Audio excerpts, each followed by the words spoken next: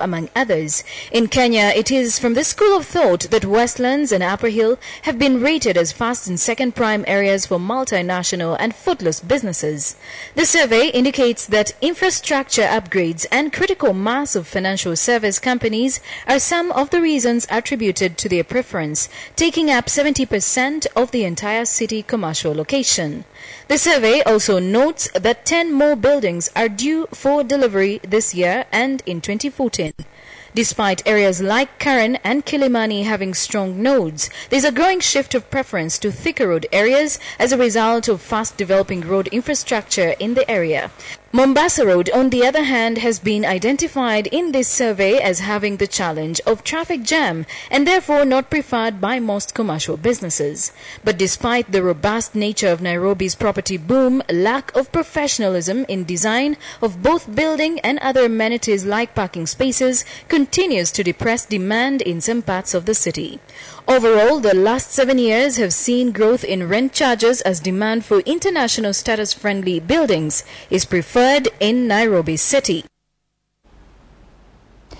Thousands of people living in informal settlements have no access to electricity or are exposed to illegal power connections, which have always led to disasters. However, that might soon change if the plan by Kenya Power to provide safe and affordable electricity connections throughout the country's slum areas is anything to go by. The company plans to provide 66,000 people living in slums with safe and affordable electricity by the year 2015. The World Bank's International Development Association and the Global Partnership Output-Based Aid will pay Kenya Power $15 million to cover part of the cost, while Kenya Power will add an additional $5 million for a total of $20 million. Now, the $1.67 billion will be used to reduce the cost of connection from 3,500 shillings to about 1,160 shillings for slum dwellers. Apart from providing Kenya Power with new customers, the deal will also displace illegal electricity vendors, reducing commercial losses accruing due to electricity theft. The subsidized slum electrification project began last year and has benefited 962 people living in slums countrywide. Safer for their eyes. We will also be environmentally changing the slums by ensuring that kerosene is reduced to the minimum by utilizing the safe power.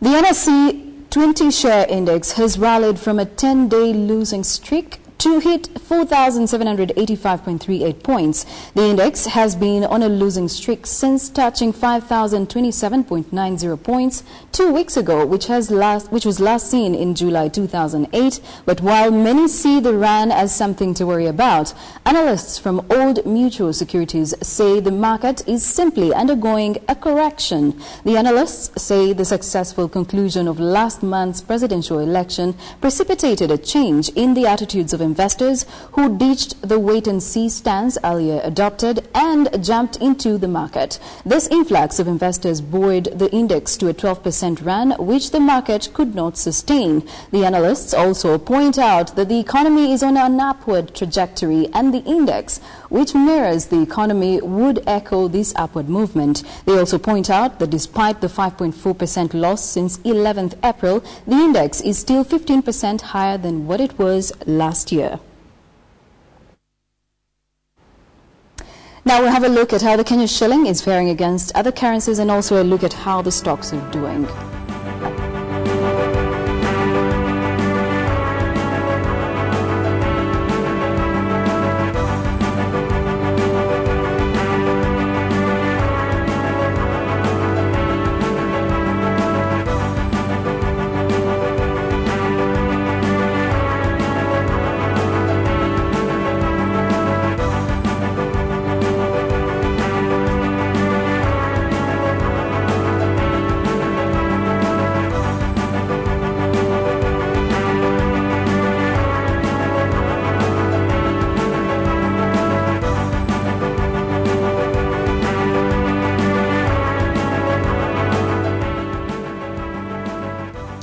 And well, that's it that we had for you tonight on KTN Business Today. My name is Joy Doreen Bira, but not to forget, after this bulletin, we'll be having case files with KTN's Dennis Onsarigo. You do not want to miss this one.